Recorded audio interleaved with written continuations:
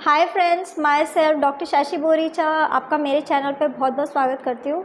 आज मैं आपको एक कंडीशन एक्सप्लेन करूँगी जिसका नाम है यूरेथ्रल स्ट्रिक्चर। मैं आपको बताऊँगी कि ये क्या होता है, इसमें क्या क्या सिम्टम आते हैं, इसके कॉज क्या है और साथ ही साथ कुछ होम्योपैथिक मेडिसिन जो आप इस कंडीशन के लिए यूज़ कर सकते हैं।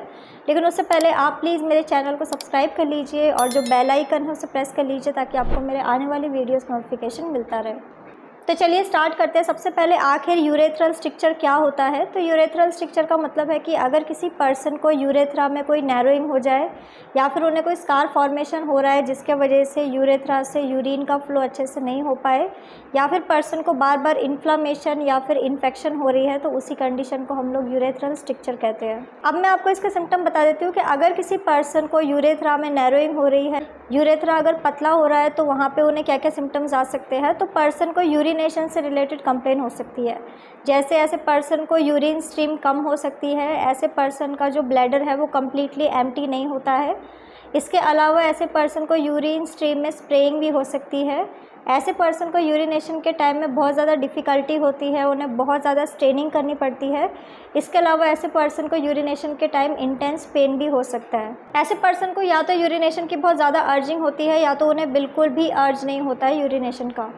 इसके अलावा ऐसे पर्सन को बार बार यूरिनरी ट्रैक इन्फेक्शन हो सकता है, क्योंकि अगर पर्सन का यूरिन आउट नहीं होगा तो ऐसे पर्सन को स्टेगनेंट यूरिनेशन के वजह से वहाँ पे बैक्टीरियल ग्रोथ हो सकती है और उन्हें इन्फेक्शन हो सकता है।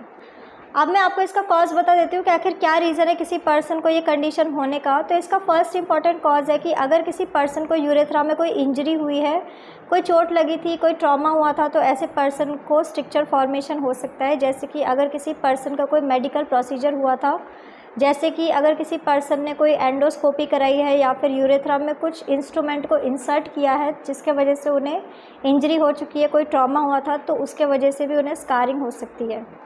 इसके अलावा अगर किसी पर्सन को लॉन्ग टर्म कैथेटर लगाया गया है तो उसके वजह से भी उनको ये कंडीशन हो सकती है। इसके अलावा अगर किसी पर्सन को यूरेथ्रा या फिर पीनिस एरिया में कोई ट्रॉमा या फिर इंजरी हुई है तो उसके वजह से भी उन्हें स्कार फॉर्मेशन हो सकता है।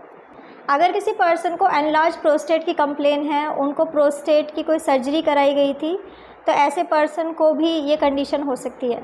इसके अलावा अगर किसी पर्सन को कैंसर हुआ है यूरेथ्रा में या फिर प्रोस्टेट में, तो ऐसे पर्सन को भी इन फ्यूचर यूरेथ्रल स्ट्रिक्चर हो सकता है। इसके अलावा कई बार पर्सन को इन्फेक्शन की वजह से भी ये कंडीशन हो सकती है, जैसे कि अगर किसी पर्सन को कोई सेक्सुअली ट्रांसमिटेड इन्फेक्शन हुआ था, जैसे कि गोनोरिया है या फिर सिफिलीस है, इस टाइप के इन्फेक्शन की वजह से भी पर्सन को ये कंडीशन हो सकती है। अब मैं आपको कुछ होम्योपैथिक मेडिसिन बता देती हूँ जो आप इस कंडीशन के लिए यूज़ कर सकते हैं। तो मेडिसिन जैसे कि आप कैंथेरिस 30 मेडिसिन का यूज़ कर सकते हैं, आप एपिस मेल 30 मेडिसिन का यूज़ कर सकते हैं। इसके अलावा आप क्लीमेटस इरेक्टा 30 मेडिसिन का यूज़ कर सकते हैं। ये सारी की सारी मेडिसिन इस कंडीशन के लिए बहुत ही यूज़फुल मेडिसिन है। आपको 4 ड्रॉप दिन में 2 बार डायरेक्ट अपने टंग के ऊपर इस मेडिसिन को यूज़ करना चाहिए। सो फ्रेंड्स, ये था यूरेथ्रल स्ट्रिक्चर। मैंने आपको बताया कि ये क्या होता है, इसमें क्या क्या सिम्टम आते हैं, इसके कॉज क्या है, और साथ ही साथ कुछ होम्योपैथिक मेडिसिन जो आप इस कंडीशन के लिए यूज़ कर सकते हैं।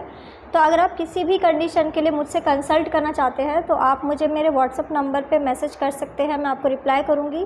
तो अगर आपको मेरा ये वीडियो यूज़फुल और इन्फॉर्मेटिव लगा हो तो आप प्लीज़ इसको लाइक कर दीजिए और साथ ही साथ आप मेरे चैनल को सब्सक्राइब कर लीजिए और जो बेल आइकन है उसे प्रेस कर लीजिए ताकि आपको मेरे आने वाली वीडियोज़ का नोटिफिकेशन मिलता रहे। तो आज के लिए बस इतना ही। Thank you.